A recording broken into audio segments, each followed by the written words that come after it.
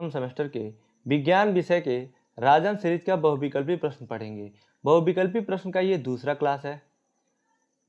पिछले क्लास में हम लोगों ने इसका पहला क्लास पढ़ा था, तो आज हम लोग बहुविकल्पी प्रश्न को खत्म कर लेंगे और कल के क्लास से फिर से अति लघुत्तरीय प्रश्न को शुरू करेंगे। तो आइए आज की क्लास शुरू करते हैं। प्रश्न संख्या 44 है, चेहरे की हड्डियों की संख्या है। ऑप्शन आ है 7, ब है 3, स है 14 और द है 13।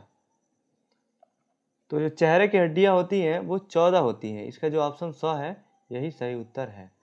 खोपड़ी में कुल 28 हड्डियां होती हैं। जो खोपड़ी मिल के बना होता है चेहरा, कपाल और कान से मिलकर बना होता है, जिसमें चेहरे की हड्डियां 14 होती हैं और कपाल जो ये ललाट होता है ऊपर, इसकी 8 हड्डियां होती हैं और कान की 2 कान होते हैं, तो 3-3 एक कान में 3 हड्डियां होती हैं, जिससे 3 दूना 6 हड्डियां होती हैं। तो चेहरे का 14, कपाल का 8 और 6 कानों का मिला के कुल खोपड़ी में 28 हड्डियां होती हैं। लेकिन यहाँ चेहरे का पूछा है तो ये ऑप्शन स सही उत्तर होगा। प्रश्न संख्या 45 है, मत्स्य मछली में अनुकूलन है। ऑप्शन आ है ये गलफड़ों द्वारा श्वसन करते हैं, ये सही है। ब है इनके शरीर का आकार नाव के आकार का होता है, ये भी सही है। इसलिए इसका आंसर स है। अ तथा ब दोनों यही सही उत्तर होगा। अगला प्रश्न है प्रश्न संख्या 46, पौधों की पत्तियों द्वारा जल का वाष्प के रूप में निकलना कहलाता है। तो किसी भी माध्यम से जल का वाष्प में परिवर्तन वाष्पीकरण कहलाता है। इसलिए इसका ऑप्शन जो ब है वाष्पोत्सर्जन यही सही उत्तर होगा।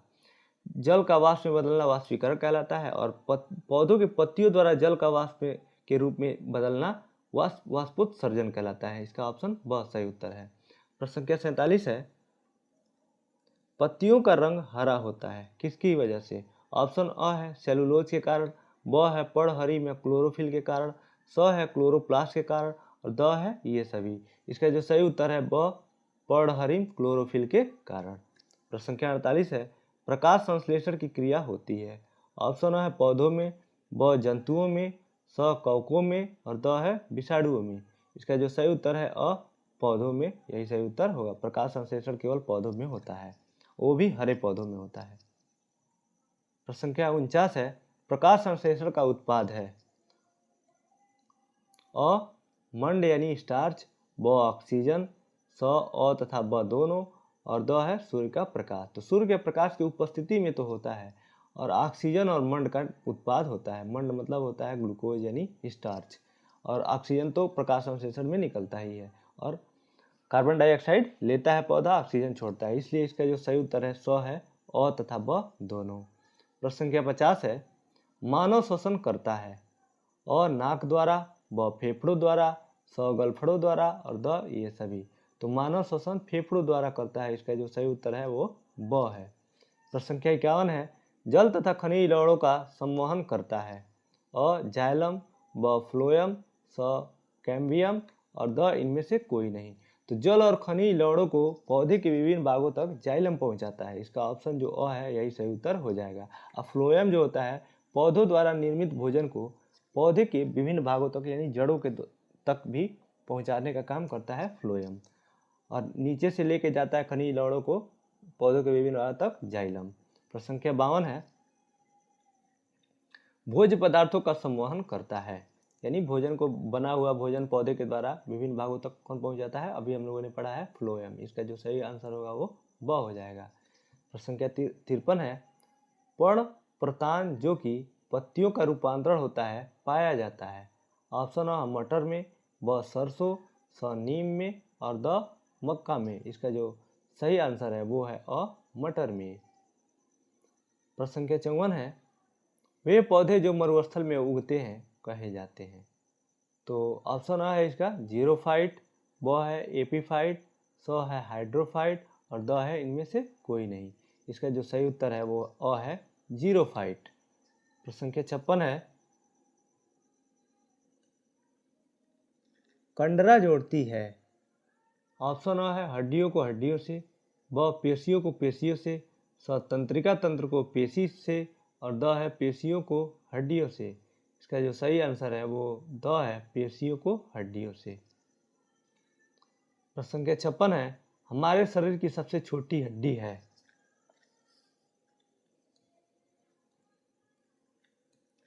ऑप्शन अ है स्टेपिस, ब है फीमर, स है इनकस और द है इनमें से कोई नहीं।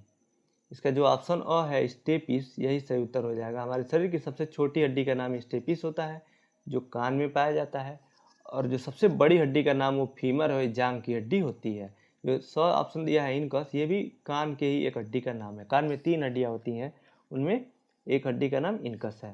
प्रश्न संख्या 57 है, निम्न में से कौन सा रोग विटामिन की कमी से होता है? ऑप्शन अ है अपूर्णता रोग, ब है कैंसर रोग, स टीबी और द इनमें से कोई नहीं। इसका जो सही आंसर है वो अ है अपूर्णता रोग। अपूर्णता रोग एक प्रकार की हड्डी का रोग है, ये विटामिन की कमी के कारण होता है। प्रश्न संख्या 58 है, 1 गज बराबर होता है, तो 1 गज 3 फुट के बराबर होता है, इसलिए इसका जो सही आंसर है स है। प्रश्न संख्या 59 है, भूमि से जल एवं खनिज लवणों का अवशोषण करती है तथा पौधों की भूमि में स्थिर रखती है, तो ये सिंपल सा काम है जड़ का। ऑप्शन अ सही उत्तर हो जाएगा, जड़। यही भूमि से खनिज लवणों का अवशोषण करता है और पौधों की भूमि में स्थिर रखता है, यानी स्थिरता उसमें मजबूती देता है जड़। प्रश्न संख्या 60 है, जली कीटबच्ची पौधा है। ऑप्शन अ है ड्रोसेरा, ब है नेपेंथिस थीस, स है यूट्रिकुलेरिया और द है ये सभी। तो देखिए जो कीटबच्ची पौधे ये सभी हैं, ड्रोसेरा, निपेंथिस और यूट्रिकुलेरिया। लेकिन यहाँ पे कीटबच्ची न पूछ के जली कीटबच्ची पूछा है, यानी जो जली क्षेत्र में पाया जाता है, तो केवल जो स है यूट्रिकुलेरिया यही जली क्षेत्र में पाया जाता है, इसलिए इसका यही सही उत्तर होगा स। प्रश्न संख्या 61 है, एक बीजपत्री पौधों की विशेषताएं बताइए। अ है इनकी पत्तियों में समांतर सिरा विन्यास पाया जाता है। ब है बीजों में केवल एक बीजपत्र मक्का, धान, गेहूं पाया जाता है, जिसमें उसमें केवल एक ही बीज होते हैं। जैसे मक्का में, धान में जो धान का जो बीज होता है, चावल निकलता है, वो एक ही पाया जाता है, सिंगल ऐसे। तो इसलिए इसको एक बीज पत्र पौधा कहते हैं। इसका जो ऑप्शन स है अ तथा ब दोनों यही सही उत्तर होगा। प्रश्न संख्या 62 है, द्विबीजपत्री पौधों की विशेषताएं हैं। ऑप्शन अ है इनकी पत्तियों में जालिकावत सिरा विन्यास पाया जाता है। ब बीजों में 2 बीजपत्री 2 दाल, चना, मटर, सरसों में पाया जाता है। इनमें यानी बीज में इनके फल जो होते हैं, उनमें जो बीज होता है, इनमें 2 बीज पत्र होते हैं। जैसे आप जो मटर का दाना जो होता है, यानी जो बीज होता है, उसको आप तोड़ेंगे तो उसमें 2 बीज पत्र होंगे, 2 भाग होंगे, और चना में भी 2 होगा, मटर में भी, और सरसों तो गोल दिखता है, लेकिन उसको भी जब तोड़ा जाएगा, फोड़ा जाएगा, तो उसमें भी 2 छोटे छोटे पार्ट निकलते हैं। इनको द्विबीज पत्री पौधों की ये विशेषताएं हैं दोनों, इसलिए इसका जो सही आंसर होगा वो स होगा, अ तथा ब दोनों। प्रश्न संख्या 63 है, जड़ों के प्रकार हैं। अ मूसला जड़, ब अपस्थानिक जड़ और द स अ तथा ब दोनों। यही सही उत्तर है, स अ तथा ब दोनों।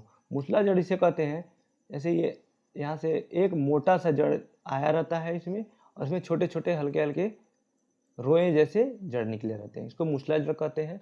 और अपस्थानिक जड़ होता है, ये जकड़ा जड़ भी कहते हैं इसको।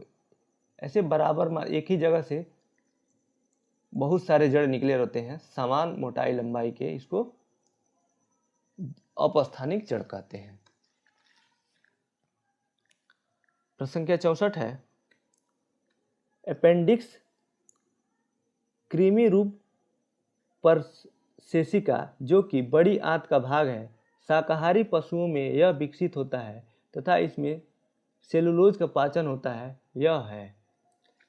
ऑप्शन अ है अवशेषी अंग, ब है समरूप अंग, स है जन्मजात अंग और द है ये सभी। तो इसका जो सही उत्तर है अ है अवशेषी अंग। ये एक अवशेषी अंग है, ये तो जंतुओं में काम भी आता है, इसमें सेलुलोज का पाचन भी होता है, लेकिन मनुष्य में भी ये अंग पाया जाता है, अवशेषी अंग, ये अपेंडिक्स होता है, लेकिन मनुष्य में कोई काम नहीं आता है, वैसे पड़ा रहता है अपेंडिक्स, उसका कोई काम नहीं होता है, एक्स्ट्रा एक पार्ट होता है। ये जो हमारा पेट होता है उसके साइड में नीचे की तरफ होता है, ये इसका कोई काम नहीं होता है, इसमें किसी का पाचन नहीं होता है। प्रश्न संख्या 65 है, पौधों में वाष्पोत्सर्जन की क्रिया होती है? ऑप्शन अ है जड़ द्वारा, ब तनों द्वारा, स स्टोमेटा पर्णरंध्र द्वारा और द इन सभी द्वारा। इसका जो सही उत्तर है स है स्टोमेटा पर्णरंध्र द्वारा। स्टोमेटा इसे कहते हैं पत्तियों में छोटे छोटे छिद्र होते हैं जिनके माध्यम से जो एक्सेस जल होता है वो जब सूर्य के प्रकाश में की उपस्थिति में वो जल वाष्प बन के उड़ जाता है। तो इसी वाष्प बन के उड़ने की प्रक्रिया को पत्तियों द्वारा वाष्पोत्सर्जन कहा जाता है। प्रश्न संख्या 66 है, लाइकेन है। ऑप्शन है परजीवी, ब सहजीवी, स मृतोपजीवी, द ये सभी। इसका जो सही उत्तर है ब है सहजीवी। लाइकेन सहजीवी है। प्रश्न संख्या 67 है, परजीवी पौधा है। ऑप्शन है अमरबेल, ब है चंदन और स है रेफ्लिसिया और द है ये सभी। तो ये जो अमरबेल और रेफ्लिसिया है ये तो पूर्ण रूप से परजीवी पौधा है। परजीवी पौधा इसे कहते हैं जब जो पौधा किसी अन्य पौधे के ऊपर या पेड़ के ऊपर विकसित होता है और उसके द्वारा भोजन पानी इकट्ठा करता है उसको परजीवी पौधा कहते हैं।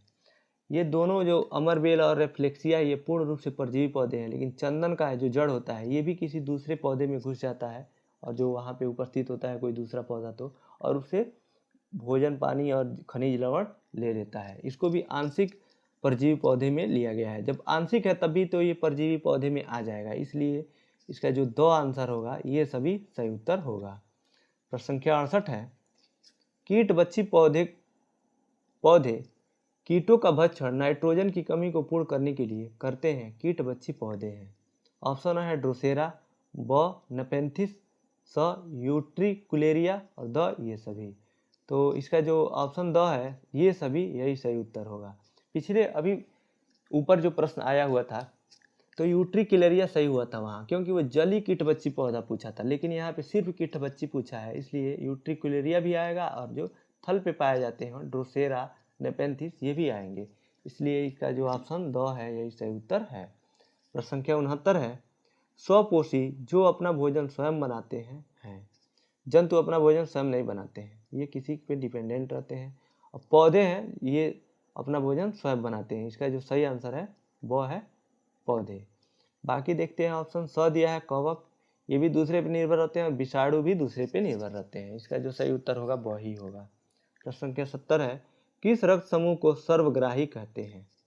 ऑप्शन है ए बी, ब ए, स बी और द ओ।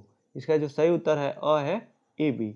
ए बी में भी अगर जो स्पेसिफिक पूछेगा प्लस माइनस तो ए बी पॉजिटिव जो होता है वो सर्वग्राही होता है और ओ माइनस होता है वो सर्वदाता होता है।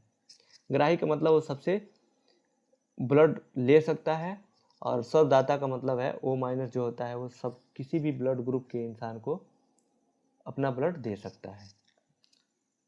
अगला प्रश्न है प्रश्न संख्या 71, हमारे शरीर की सबसे बड़ी हड्डी है।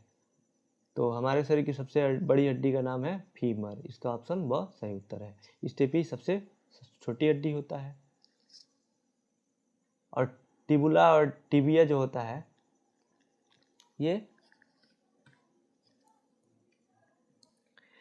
ये दोनों पैर की हड्डियां हैं, टिबिया और टिबुला। सबसे बड़ी हड्डी का नाम इसमें पूछा था, इसका जो ऑप्शन ब है यही सही उत्तर हो जाएगा फीमर। प्रश्न संख्या 72 है, हमारे शरीर के किन अंगों में लसिका कोशिकाएं बनती हैं? ऑप्शन है यकृति, ब है तिल्ली, स है अग्न्याशय और द है वृक्क। इसका जो सही आंसर है वो ब है तिल्ली। तिल्ली में लसिका कोशिकाएं बनती हैं। प्रश्न संख्या 73 है, वयस्क मानव में हड्डियों की संख्या है। तो वयस्क मानव में हड्डियों की संख्या 206 होती है। इसका ऑप्शन अ सही उत्तर है। प्रश्न संख्या 74 है, निम्न में से कौन जल में घुलनशील विटामिन है? तो जल में घुलनशील विटामिन होता है केवल बी और सी। इसका जो ब है वही सही उत्तर हो जाएगा। बाकी जो सभी विटामिन होते हैं ए डी ई के ये वसा में घुलनशील होते हैं। इसको एक ट्रिक से याद कर सकते हैं। एक ट्रिक किससे इसको याद कर सकते हैं, गई भैंस पानी में, तो पानी में भैंस गई यानी भैंस का मतलब बी और सी ये पानी में घुलनशील हड्डियाँ हैं विटामिन हैं और जो बचे हुए हैं विटामिन ए डी ई के ये वसा में घुलनशील होते हैं। प्रश्न संख्या 75 है, निम्न में से कौन सा वसा में घुलनशील विटामिन है? तो अभी ऊपर हम लोगों ने पढ़ा है वसा में घुलनशील विटामिन है ADE इसका ऑप्शन अ सही उत्तर है। प्रश्न संख्या 76 है, स्कर्वी रोग की पहचान है। ऑप्शन है मसूड़ों में रक्तस्राव, ब हाथ का फूलना, स रुधिर छिड़ता और द इनमें से कोई नहीं। तो स्कर्वी रोग में मसूड़ों से ब्लड आता है, इसका जो ऑप्शन अ है मसूड़ों से रक्तस्राव, यही सही उत्तर हो जाएगा। प्रश्न संख्या 77 है, मेरेस्मस तथा क्वासियोरकर रोग किसकी कमी से होता है? जो मेरेस्मस रोग है वो मुख्यतः कार्बोहाइड्रेट, प्रोटीन और लिपिड यानी सभी विटामिन के कमी, विटामिन, प्रोटीन और वसा जो भी होते हैं सबकी कमी से मेरेस्मस रोग होता है। लेकिन जो क्वासियोरकर है ये मुख्यतः प्रोटीन की कमी से ही होता है। तो यहाँ पे दोनों दिया हुआ है, इसलिए इसका जो सही उत्तर होगा वह होगा प्रोटीन। अगला प्रश्न है प्रश्न संख्या 78, रक्तदाब मापा जाता है। तो रक्तदाब स्फेग्नोमैनोमीटर से मापा जाता है, इसका जो ऑप्शन द है यही सही उत्तर होगा। प्रश्न संख्या 79 है, किस रक्त समूह को सर्वदाता कहते हैं? तो ऊपर हम लोगों ने पढ़ा है O- को, तो यहाँ पे यानी निगेटिव और पॉजिटिव नहीं दिया है लेकिन O दिया है, यही सही उत्तर हो जाएगा O को। प्रश्न संख्या 80 है, उपापचय क्रिया कितने प्रकार की होती है? तो इसका जो ऑप्शन वह है 2 प्रकार की, यही सही उत्तर हो जाएगा। उपापचय क्रिया 2 प्रकार की होती है, एनाबोलिज्म और कैटाबोलिज्म। प्रश्न संख्या 81 है, वायु है। ऑप्शन अ है विषमांगी मिश्रण, ब है शुद्ध पदार्थ, स है यौगिक और द है समांगी मिश्रण। इसका जो सही उत्तर है अ है विषमांगी मिश्रण। वायु में धूल कण भी होते हैं, गैसेस भी होती हैं और अलग अलग गैसें अलग अलग मात्रा में होती हैं, किसी का कोई अनुपात नहीं है, इसलिए ये विषमांगी मिश्रण है। प्रश्न संख्या 82 है, निम्नलिखित में से उभयचर प्राणी है। उभयचर प्राणी मतलब जो जल और थल दोनों में रहता है। ऑप्शन है खरगोश, ब चूहा, स कछुआ और द गाय। तो इसका जो सही उत्तर है वो स है कछुआ। प्रश्न संख्या 83 है, निम्नलिखित में से कौन सा मछली का अनुकूलन अंग नहीं है? ऑप्शन अ है धारा रेखीय शरीर, ब पंख, स है गलफड़े और द है फेफड़ा। तो मछली में फेफड़ा नहीं होता है, ये अनुकूलन अंग नहीं है, इसलिए इसका जो ऑप्शन द है यही सही उत्तर होगा। प्रश्न संख्या 84 है, एपी कल्चर है। एपी कल्चर के अंतर्गत क्या आता है? ऑप्शन है मधुमक्खी पालन, ब है रेशम कीट पालन, स है दोनों और द है इनमें से कोई नहीं। इसका जो सही उत्तर है वो अ है मधुमक्खी पालन।